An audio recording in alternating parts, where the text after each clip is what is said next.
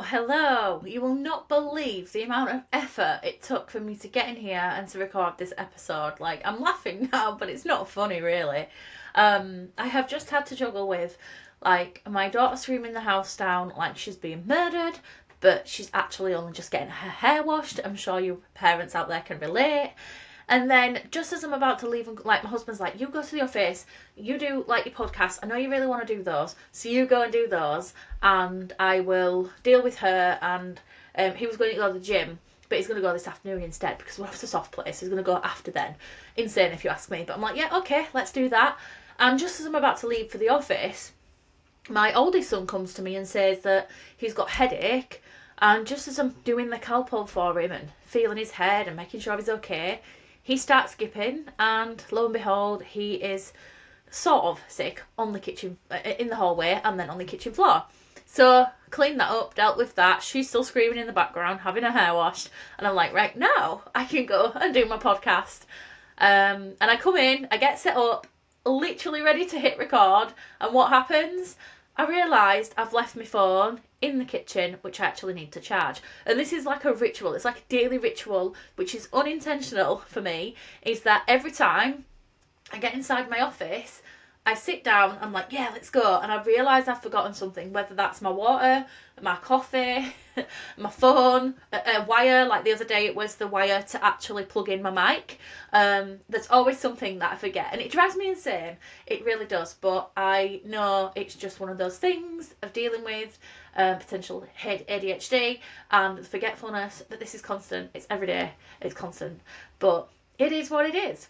So today's episode, I am actually going to be talking to you about business planning and preparation, proven strategies to set your business up for success. And it's interesting, like, because if I weren't prepared in my business, my ADHD brain would forget everything.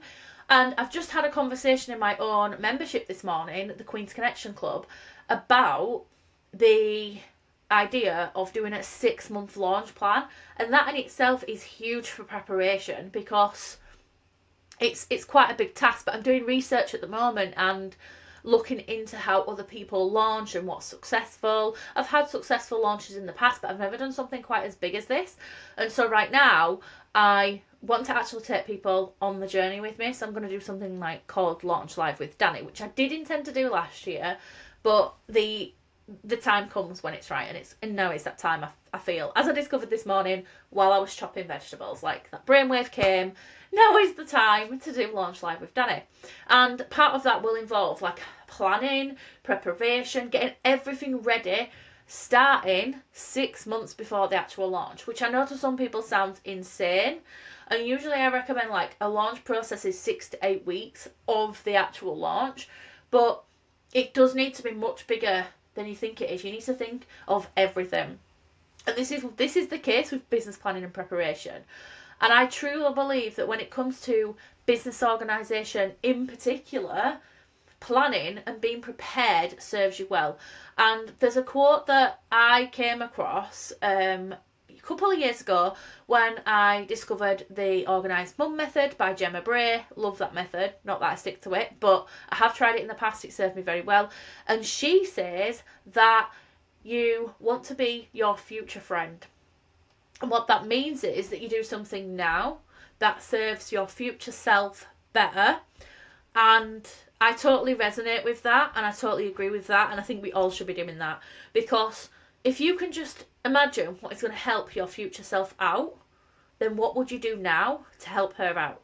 And I like to keep that in mind when I'm doing my business tasks, in life as well, because actually the things I do in my life will help me in my business.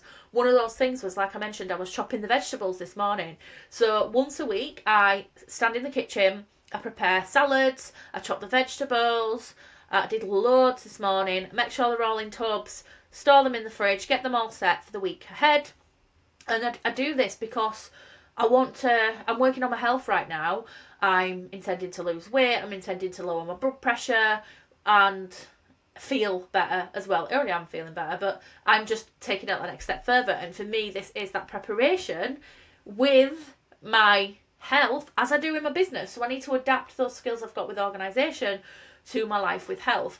And so one of the things I've been doing is chopping the vegetables, but it actually serves my business because throughout the week I have like an hour for a break, and on some occasions it'll be half an hour depending on what I've got on. I know that I've booked some sessions like networking or within my membership that do run over like 12, so I'll have to take my dinner at 12:30, which is less than I'd usually have.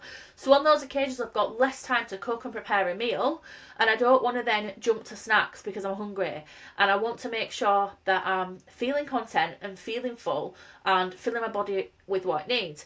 And so that does have a time element to it. So in this preparing this stuff, you see where I'm going with this, I also have a meal plan. So I prepare this stuff so that then it just means I can leave the office, my kitchen is like a few steps away, I can go grab everything I need, whack it on a plate, eat it, and then get back to have a little break and get back to the office. So it serves me really well because it's nourishing my body to be able to do the work that I need to do and to be productive, but I'm not building stress within my body because I'm like, in the past I've been rushing around. So in planning that, like meal planning and preparing what I need to serve my future self well throughout the week, it gives me back so much time and just makes my life easier. And that is exactly what we want to be doing in business. So I want to talk you through some of the areas that are proven strategies that I've done to set your business up for success, and how you can implement them in your business, what you can do. So one of the first things that I do is I have a project management system, and this just keeps me organised. It means that it eliminates a lot of the planning time. So planning for me, I do on a weekly basis, I do on a monthly basis, I do on a quarterly basis, and I do it on a yearly basis. I do. And then obviously when projects come up, I will sit and plan those out as well. So for example, right now, the project that has come up was the podcast, and so I took some time to sit and plan that out, and I've come back to it and refined it, reflected it, made it better, and looked at that. But so that's the initial first thing I do with anything I plan. So whether it's the start of the week, the start of the month, the start of the quarter, the start of the year, I sit and do my plan for whatever that particular thing is. So it might be my yearly business plan, my monthly, my weekly plan, or it might be a project plan like the podcast, or this launch live with Dani that I'm about to do, or when I was doing my membership, I sat and did a plan for that. Or when I was planning my Innovation Celebration business event, I sat and I did a plan for just that. So I spent that time, and I like to do this on paper. I like to get pen to paper, get everything out of my brain. The reason I like to do that is because I can process it faster. If I'm typing, I mess it up. I balls that right up, and so I have to go back, edit, and it interrupts the process. And I have heard this somewhere recently that actually the process of pen to paper is more effective because something about that flows out of you. So I do love the art of getting pen to paper. I do love writing anyway. It's very therapeutic for me, even if it's planning your business things. So that's the first step in ensuring that I plan ahead for my business. It's actually getting pen to paper, you know, whether it's the month, the week, whatever, or the project, and doing the plan on paper. The next part of the process for me is I take this plan, this thing that I've written down, like this will be the goal. I might put that on like a spreadsheet or track it or something. I don't always do that, but I sometimes just keep it in my notebook, but it's handy to have. I'm about to do that with this launch live thing though. I'm about to do a massive spreadsheet with like all the tasks on. However, just so I can see them in one place. However, I do this, it doesn't have to be a spreadsheet, I do it on my project management system. So all that stuff that I've got on paper, I then take it to my project management system. I put it into a project of its own. I list them all, everything as tasks that I need to action, and then I assign dates to them. Some things, some tasks, might need a bit more information on those. So for example, if it's write sales page, then I will directly link in the copy for the sales page. Obviously before that task it'll be write sales page copy. So I do this, I take every action, I put it in, I order it if I need to, and I add the dates, and I add any resources or anything that will be useful to those actions, and I put them in. So that's my strategy for planning for my business and being super efficient and super organised. And so it works for me. It keeps me on track because then I don't have to then every week sit at my laptop and go, what do I need to do today? Because actually it's already in front of me. It's already telling me what I need to do. And a lot of the time when I share this with my clients, I get, but Dani, what if, like, you go to do something and there's like 5 things on your list and you've got child hormone and you've got this going on, that going on. You just adapt. Literally, the amount of times that I move a task from today till tomorrow is insane. I move stuff around all of the time because I give myself that freedom and flexibility, which is so important. And I know that life is going to happen. Life. It happened before recording this podcast. Like, I didn't expect to, I expected to be able to leave the house, come into the office and just record my podcast. That did not happen. I had one child screaming little murder and another child pretty much throwing up. The other child was fine, but then I've actually got a 4th child in my house today. We call her our adopted daughter. She's really good friends with our children and she's slept over twice and she's always here and she has tea with us a lot, and anytime she can she's here and she loves it, and I love that too. And she's like the daughter that I've got a daughter, but she's like my other daughter that I never had. And I say to my daughter all the time, if you ever want a sister, there she is. You've got one now.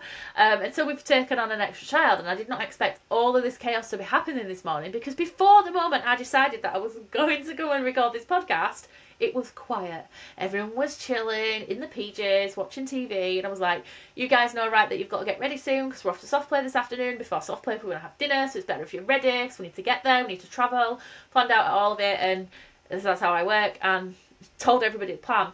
But the minute I get up and leave, chaos erupts. So even there, planning and preparation has served me well because I've communicated to everybody when they need to be ready, what we need to be doing, and told them what I'm going to be doing so that they've got the responsibility to be ready when I'm finished. And then and I've told them what time the bus is due, but I've told them what time we're leaving, actually, because we never get out of the door on time. So I always say earlier than we actually need to be ready, so that then we will be there on time and we won't be late, because we are meeting some friends there. It's going to be more kids, more chaos. So that happened. Like, life happens, and in being prepared, it serves us well, but you can prepare in other ways as well. So when I'm having hormonal headaches, which actually I had last week, and it was horrendous. I didn't really work at all last week. I recorded one podcast, and I did a photo shoot, and I had one client session. I had to rearrange another session, and that was all I did, because I felt that poorly. The week before that I was quite poorly as well, and so when those things happen, we need to be able to adapt. So if you're not currently able to adapt, I want you to look at your calendar, and I want you to plan in, like, what would that dream schedule look like for you? How can you give it more time? How can you give it more space so that you've got time for yourself in there, so that you've got time to prepare? If like me, you're working on your health and you might want to fit in those gym trips to the gym to exercise. You might want to fit in the trips to the pool to go swimming or the spa. Like, that's what I do every single week. I plan them in on a Sunday or a Monday. I sit down and plan in, like, what's my week going to look like, and then I can action it and get it done.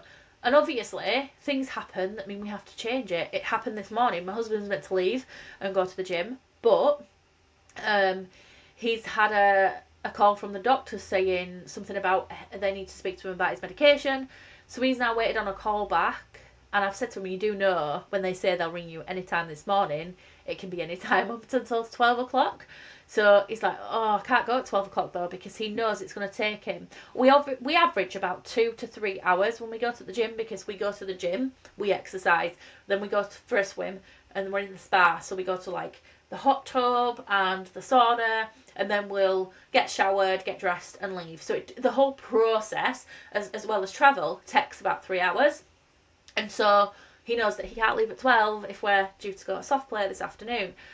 So we've had to change that routine today, but you've got to be adaptable, thinking about, okay, I can't do this now, so when can I do it? How can I do it? He's already come to me and said, look, do you mind if I go after soft play tonight? I'm like, yeah, mate, if you want to do that, hats off to you, but I'm coming home and I'm chilling.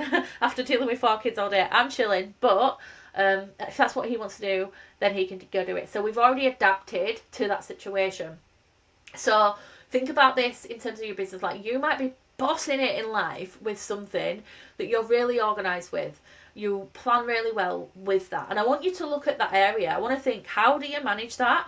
And how can you use those skills and transfer them into your business? And this can be with anything.